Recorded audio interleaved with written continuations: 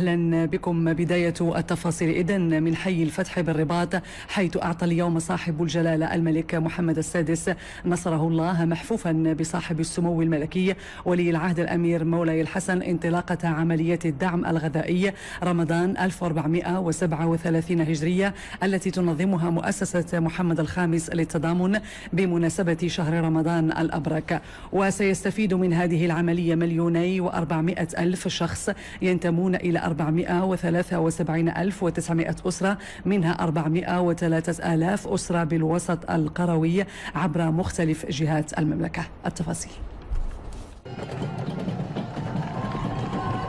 اليوم الأول من الأيام الجليلة لشهر كريم تتنزل معه الرحمات وتتضاعف فيه الحسنات بتعدد أوجه المبرات وأعمال الخير والمكرمات.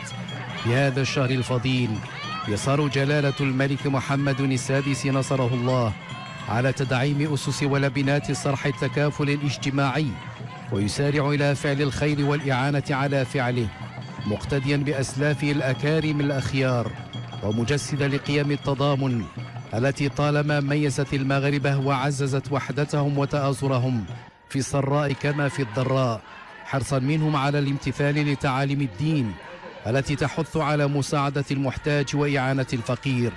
من حي الفتح بمدينة الرباط أعطى جلالة الملك مرفوقا بصاحب السمو الملكي ولي العهد الأمير مولاي الحسن انطلاقة عملية الدعم الغذائي رمضان 1437 التي تنظمها مؤسسة محمد الخامس للتضامن بمناسبة شهر رمضان الأبرك.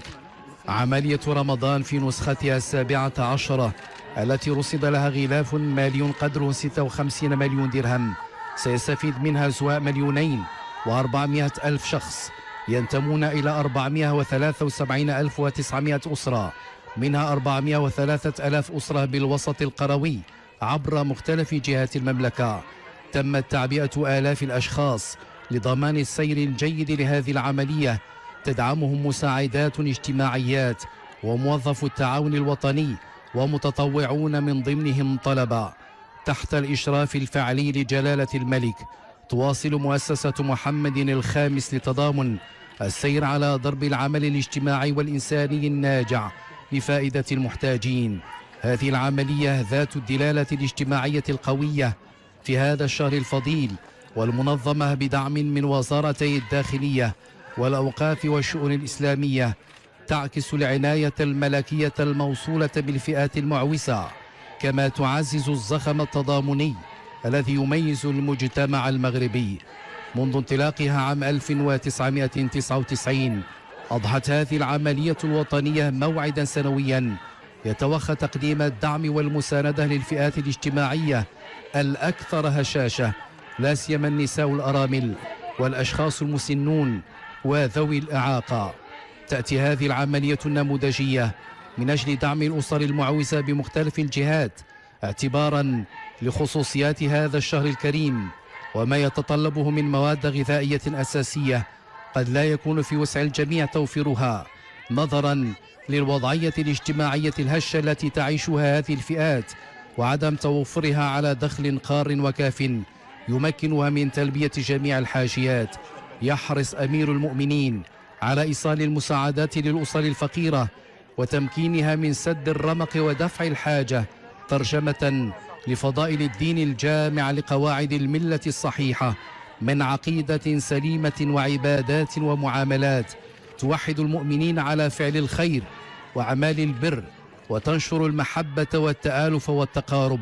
يواصل أمير المؤمنين نشر ثقافة التضامن ويعطي المثال العملي بما يقوم به من أعمال جليلة ومبادرات خيرة دعم للفقراء والمساكين ومن هم في أمس الحاجة إلى الدعم والمساندة. وثقافة التضامن مستمدة من صميم الدين الإسلامي الحنيف الذي يحث على إشاعة روح التآخي والتضحية، كما يزخر موروثنا الحضاري بقيم نبيلة تحفز على الأخذ بأيدي الفقراء والمحتاجين، وهو ما جبل عليه المغاربة منذ القدم، تمسكا منهم بخصال ثقافة أصيلة مبنية على التآزر والتكافل، وهي قيم لا يحرص أمير المؤمنين على إشاعتها داخل أرض الوطن فحسب، بل إنها تمتد لتشمل كل ذي محنة وبلية في أرض الله الواسعة، قياما منه رعاه الله بالواجب الديني والإنساني، واحتسابا بما أعد للعباد المحسنين من عظيم الأجر وجزيل الثواب. وإذا كان الناس في الإقبال على الخير محتاجين إلى القدوة الحسنة، فإن أمير المؤمنين بعنايته المولوية الفائقة ورعايته الملكية السامية المتواصلة التي يوليها لأفراد شعبه، يجدد كل عام انطلاق حملة جديدة للتضامن يتآزر فيها أبناء الأمة، فيعطي من أفاء الله عليه لمن يشكو الحاجة وقلة اليد. وهذا الاهتمام المولوي السامي لتجسيد من لدن أمير المؤمنين لسنة جده المصطفى صلوات الله وسلامه عليه، الذي كان أجود في رمضان من الريح المرسلة.